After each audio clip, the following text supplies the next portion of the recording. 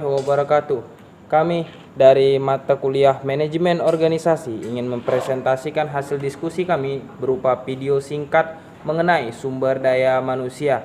Untuk penjelasan-penjelasan mengenai apa-apa saja yang ada di dalam sumber daya manusia, berikut akan dijelaskan oleh teman-teman saya.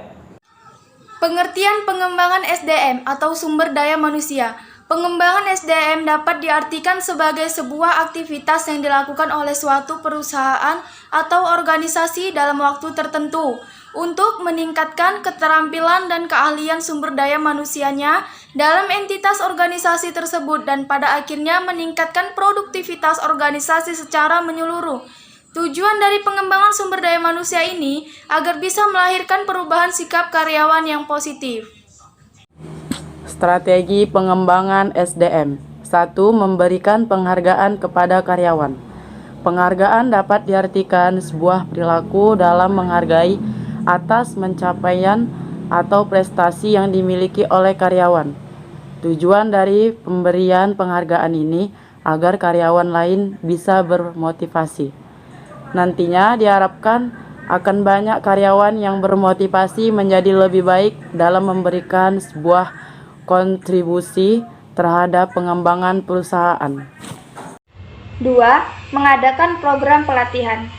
Pengembangan strategi SDM selanjutnya yang bisa dilakukan yaitu mengadakan program pelatihan, di mana program pelatihan ini nantinya akan diikuti oleh setiap karyawan.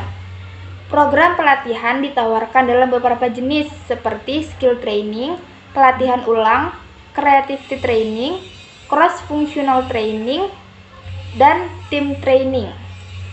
Skill training dilakukan untuk melatih dalam mengembangkan kreativitas yang dimiliki setiap karyawan.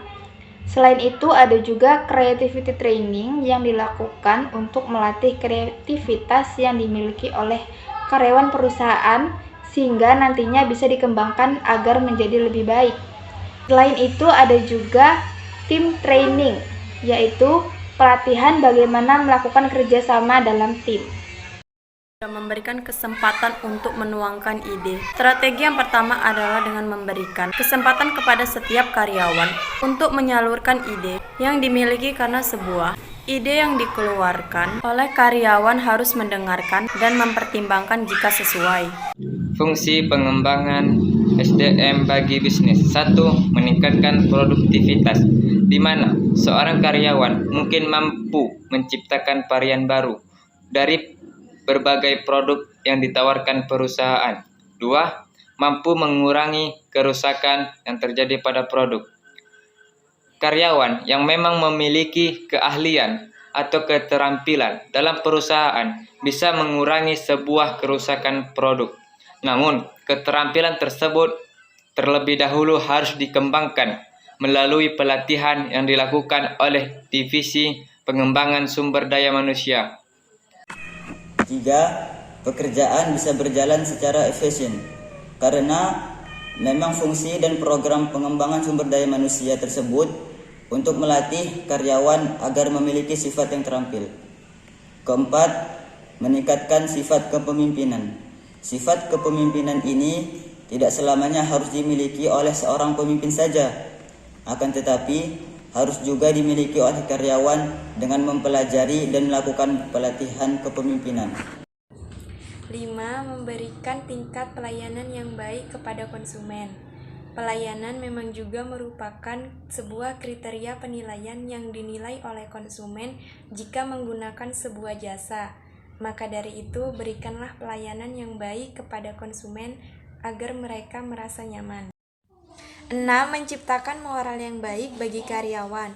Moral yang baik contohnya memiliki sikap disiplin, tidak terlambat masuk kerja, atau loyal terhadap pekerjaan. Mampu meningkatkan balas jasa. Mengenai balas jasa ini merupakan kata lain dari kata upah atau gaji yang diberikan kepada pekerja, di mana upah atau gaji ini sebagai sebuah balas jasa karena meluangkan waktu dan tenaga untuk bekerja di perusahaan tersebut. Demikianlah presentasi makalah dari kelompok kami. Apabila ada kekurangan kata, kami mohon maaf. Wabillahi taufiq wal hidayah. Wassalamualaikum warahmatullahi wabarakatuh.